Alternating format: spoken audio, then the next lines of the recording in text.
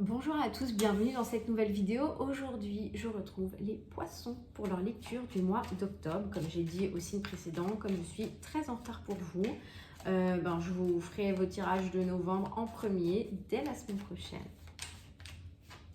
J'espère que vous allez bien les poissons.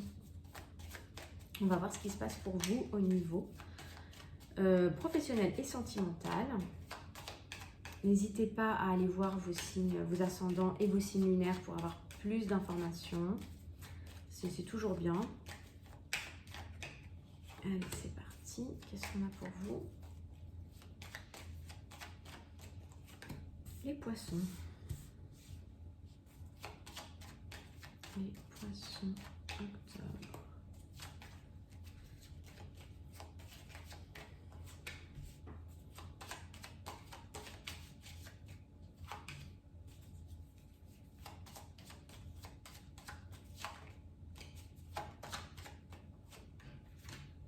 Vos challenges pour le mois d'octobre.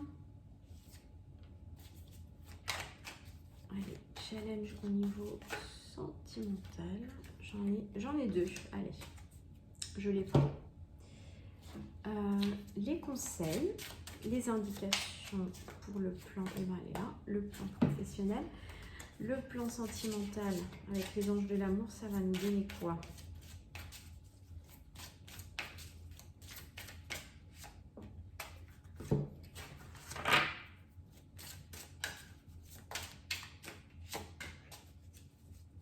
Et la vibration par domaine. On est bon. Les poissons. Allez, vous avez une carte de plus que les copains. Waouh! Au niveau professionnel, on a le chariot. Donc là, les choses se remettent en marche. Je crois que c'est pas les Verseaux qui avaient la même carte au même endroit. On sent que là, les planètes, elles vont repartir en marche directe. Et hop, go, vous allez être sous bonne influence pour que les choses avancent. Si vous aviez des projets, si vous aviez des projets à mettre en place, des création d'entreprise, des choses comme ça, c'est sur le bon chemin. Ou projet de formation, réorientation professionnelle, si vous attendiez des réponses, des courriers, des validations, ça va être bon. Ah. On sent quand même qu'en milieu de mois, il y a aussi l'énergie, du pendu, on va quand même vous demander, vous allez être invité à patienter, à attendre, à observer la situation. Ça va peut-être pas être aussi fluide, mais la carte du chariot étant une carte rapide, je pense que cette attente, elle va être assez succincte. J'ai bon espoir, ouais. On a l'empereur. L'empereur, c'est celui qui prend sa place, qui a l'autorité, c'est le chef d'entreprise, c'est le chef, quoi. Donc là, vous prenez la place du chef et vous êtes indétrônable. Super. On nous parle aussi d'abondance, hein. Je le dis comme ça au passage, s'il y avait des craintes. Ah, ok. Votre challenge, la protection. Est-ce que vous êtes quand même un signe qui est assez intuitif, mais peut-être que pour certains d'entre vous, vous doutez un petit peu du fait que les choses, elles vous poussent, elles vous portent par moments, vous avez des doutes. Je pense que ça va être de dépasser un petit peu ça, de prendre conscience en fait que tout s'ouvre pour vous et que tout est juste. Peut-être que l'attente, là, ça va un peu vous plomber en milieu de mois. Mais ça va repartir et ça va repartir de plus belle, hein. Franchement, là il y a une promesse de stabilité, de pérennité, hein, de votre activité. On nous parle de la sororité de la rose, beauté, dévotion, prêtresse, mystique, enseignante. Peut-être que c'est les domaines dans lesquels vous vous destinez pour certaines personnes, parce que le chariot c'est quand même un mouvement. Ça peut aussi parler de déménagement pour ceux qui ont une activité, qui déménagent d'activité, ceux qui changent carrément de voie, hein, tout simplement, hein, qui font une réorientation professionnelle. Donc là, je ne sais pas si ça vous parle, cette carte, dans votre domaine, mais on nous parle de beauté, donc ça peut être en lien aussi avec tout ce qui est beauté, voilà, prêtresse mystique, tout ce qui est aussi développement personnel, ésotérique, etc. Et l'enseignant. Alors, on n'a pas la carte du pape, mais ça pourrait parler aussi de cette façon. Tout ce qui est du domaine de l'enseignement, du coaching, de l'accompagnement, et ça peut être aussi le service, aide à la personne, ça peut recouvrir tout un tas de métiers. Donc voilà, on vous dit que si c'est ça, mais oui, c'est votre chemin, quoi. Allez-y. Change de regard. prenez de la hauteur, changez de regard. En fait, moi je sens le message subliminal là, ayez la foi, ne perdez pas la foi, gardez espoir, ça va bien se passer. Vous avez tout, ça va aller.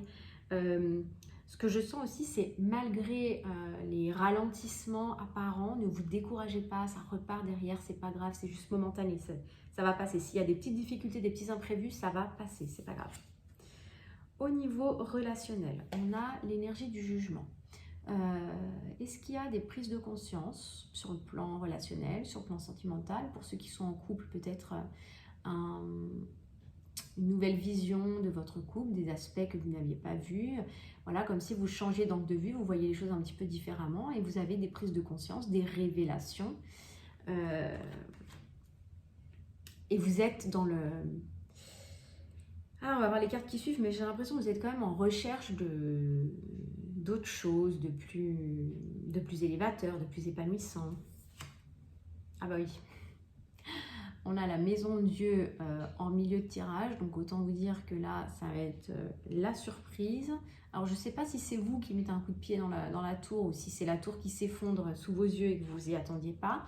Mais moi, je pense qu'avec la carte du jugement juste avant en énergie, forcément, vous sentez la fin de cycle arriver. C'est pas très étonnant que la tour, elle arrive derrière.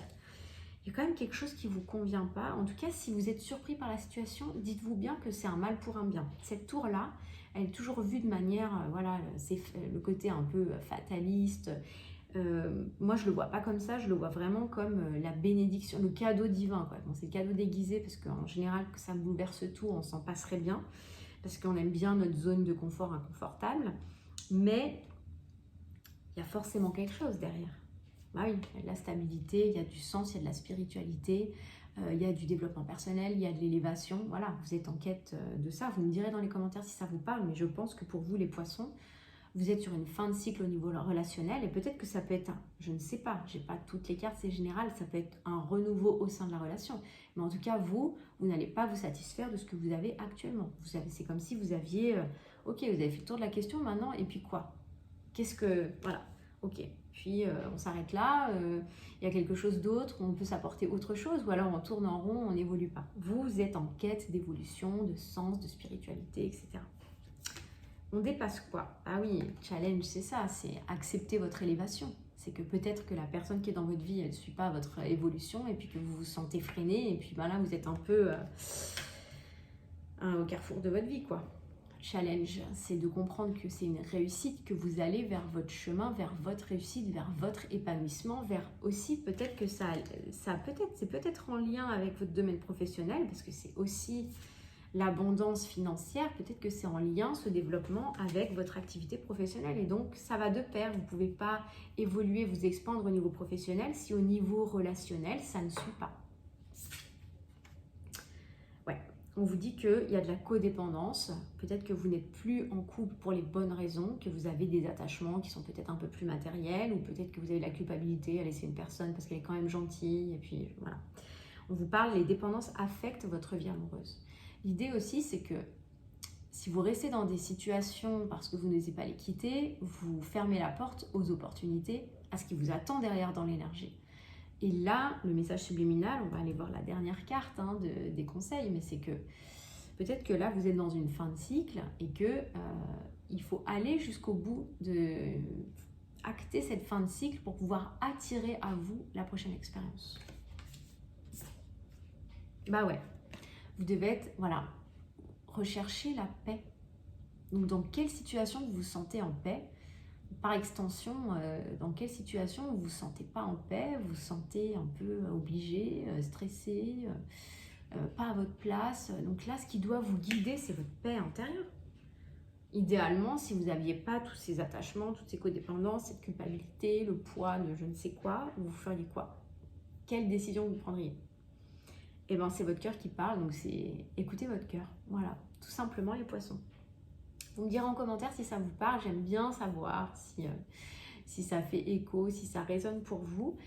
Du coup, je vous retrouve la semaine prochaine, puisque je vais sortir à partir de la mi du mois, les lectures du mois de novembre. Et je commencerai par vous. Je vous dis à très bientôt et un bon mois d'octobre. Bye bye!